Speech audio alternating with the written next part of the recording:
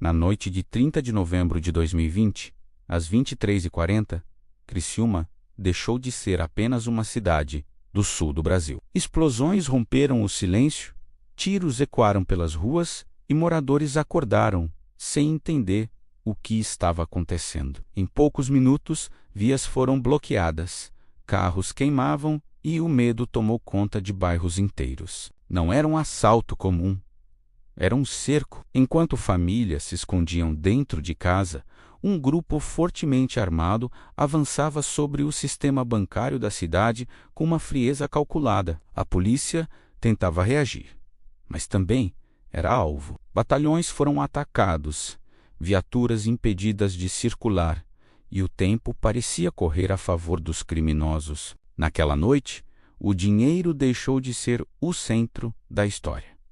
O verdadeiro impacto foi psicológico. Criciúma foi transformada em cenário de guerra, e o Brasil assistiu, em choque, a um crime que parecia grande demais para falhar. Tudo mudaria depois disso. Até aquela noite, Criciúma era conhecida por outro motivo. Uma cidade de médio porte, no sul de Santa Catarina, com pouco mais de 200 mil habitantes, rotina previsível e sensação constante de segurança. O comércio fechava cedo, as ruas esvaziavam à noite, e crimes violentos eram exceção, não regra. O sistema bancário local seguia padrões comuns às cidades desse porte, com agências concentradas no centro e policiamento voltado para ocorrências cotidianas. Nada ali indicava que o município se tornaria palco do maior assalto bancário da história do país. Foi justamente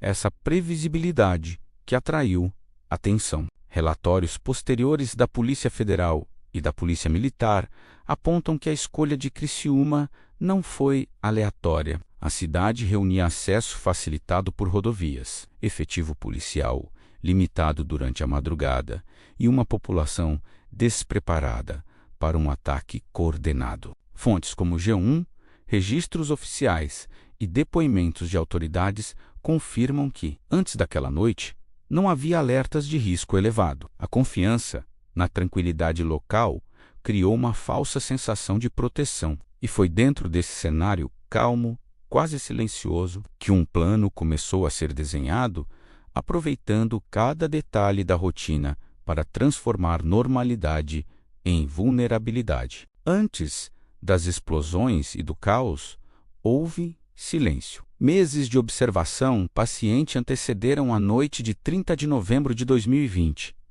A quadrilha passou a estudar Criciúma como quem estuda um mapa vivo. Horários de patrulhamento foram observados, trocas de turno anotadas e rotinas da polícia militar analisadas à distância. A cidade foi lida em detalhes. Relatórios da investigação apontam que veículos circulavam repetidamente pelo centro, sem levantar suspeitas, apenas para medir tempo de resposta e movimentação. Nada era apressado. O grupo se organizava em células, cada uma responsável por uma função específica, reduzindo a exposição individual e limitando o fluxo de informações. Essa fragmentação dificultaria delações imediatas, mas criaria outro problema mais tarde. A comunicação entre os envolvidos era mínima e calculada, o que aumentava o risco de falhas humanas sob pressão. A escolha do horário também foi estratégica. Próximo da meia-noite, o efetivo policial era menor e a cidade dormia. Veículos roubados seriam usados para bloqueios, não para fuga, criando confusão e atrasando qualquer reação coordenada. O plano apostava menos na força e mais no terror psicológico. Disparos não visavam alvos, mas o medo. Explosões não buscavam apenas acesso, mas desorientação. Tudo indicava um plano meticulosamente pensado. Ainda assim, como revelariam os documentos oficiais depois, quanto mais complexo o desenho, mais dependente ele se tornava do comportamento humano. E comportamento, sob tensão, raramente segue o script. Às 23h40 da noite de 30 de novembro de 2020, o plano deixou de existir no papel. Explosões romperam o centro de Criciúma quase ao mesmo tempo, quebrando vidraças, alarmes e a sensação de normalidade. Homens armados tomaram as ruas usando roupas escuras e armamento pesado. Disparos eram feitos para o alto, não para atingir, mas para dominar. Moradores assistiam escondidos atrás de muros e janelas. Agências bancárias foram atacadas de forma coordenada, enquanto veículos incendiados bloqueavam acessos estratégicos da cidade. Em pontos diferentes, reféns foram usados como escudos humanos, forçando a polícia a recuar. O objetivo era simples: ganhar tempo. Viaturas encontravam ruas fechadas, fogo e explosões. O rádio policial registrava confusão e pedidos de apoio. Em outra frente, criminosos disparavam contra batalhões da polícia militar, impedindo qualquer resposta imediata. O som dos tiros ecoava por quilômetros. Dentro das agências, explosivos eram usados para acessar cofres, espalhando dinheiro pelas ruas próximas. Cédulas voavam com o impacto, criando cenas irreais sob a luz dos postes. O terror não estava apenas na violência, mas na sensação de domínio absoluto. Durante mais de uma hora, a cidade esteve sitiada. Nenhuma tentativa de contenção funcionava. As ações eram rápidas,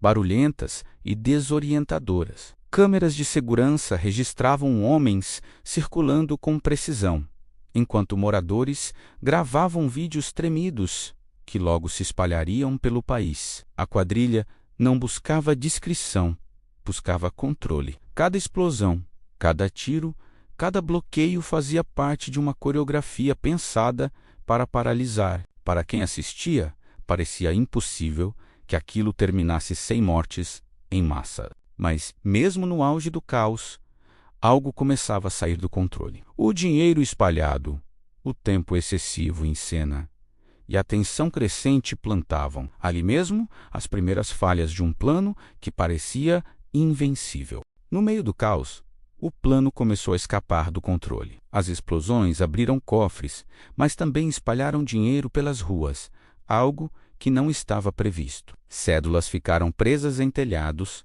calçadas e veículos, chamando a atenção imediata de moradores. Em vez de pânico absoluto, surgiram curiosos. Pessoas se arriscaram para recolher notas, enquanto os criminosos ainda estavam próximos. Esse detalhe, aparentemente pequeno, alterou o cenário. O tempo em cena aumentou.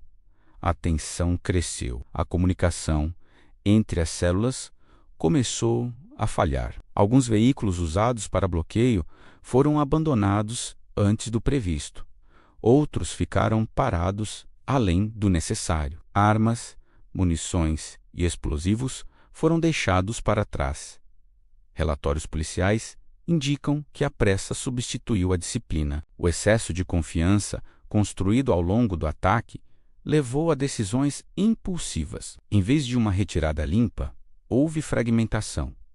Cada grupo passou a agir de forma menos coordenada. A fuga perdeu sincronia. Além disso, câmeras de segurança captaram rotas de saída improvisadas, e testemunhas começaram a fornecer descrições. O terror psicológico funcionou, mas também chamou atenção nacional imediata. Helicópteros e reforços começaram a se mobilizar em cidades vizinhas. O que era para ser uma retirada rápida se transformou em exposição prolongada. Naquele momento, o maior erro já havia sido cometido. A quadrilha acreditou que ainda controlava o cenário, quando, na verdade, o controle havia se perdido. A partir dali, não se tratava mais de executar um plano perfeito, mas de lidar com as consequências inevitáveis deixadas por decisões humanas tomadas sob pressão extrema. Quando o silêncio voltou a Criciúma, o rastro deixado pelo ataque era impossível de ignorar. A Polícia Militar e a Polícia Federal iniciaram uma operação conjunta ainda naquela madrugada. Veículos abandonados foram periciados, explosivos recolhidos e câmeras analisadas. Nos dias seguintes, imagens e depoimentos começaram a ser cruzados, revelando rotas, padrões e erros. Parte do dinheiro foi recuperada em operações posteriores, mas valores significativos nunca foram encontrados. Meses depois, prisões ocorreram em diferentes estados, confirmadas por inquéritos e coletivas oficiais. Alguns suspeitos morreram em confrontos com a polícia durante ações posteriores, reforçando o custo humano do crime. O impacto ultrapassou o financeiro. Moradores relataram traumas, medo prolongado e sensação de vulnerabilidade. Bancos e autoridades revisaram protocolos de segurança,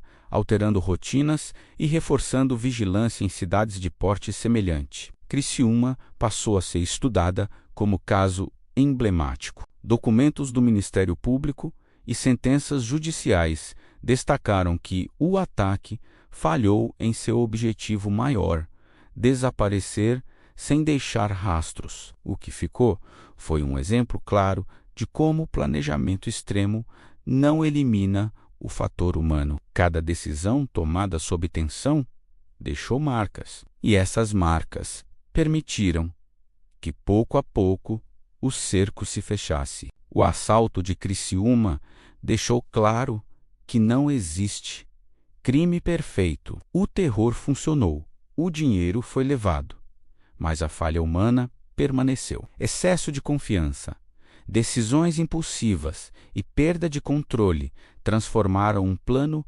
elaborado em rastros visíveis.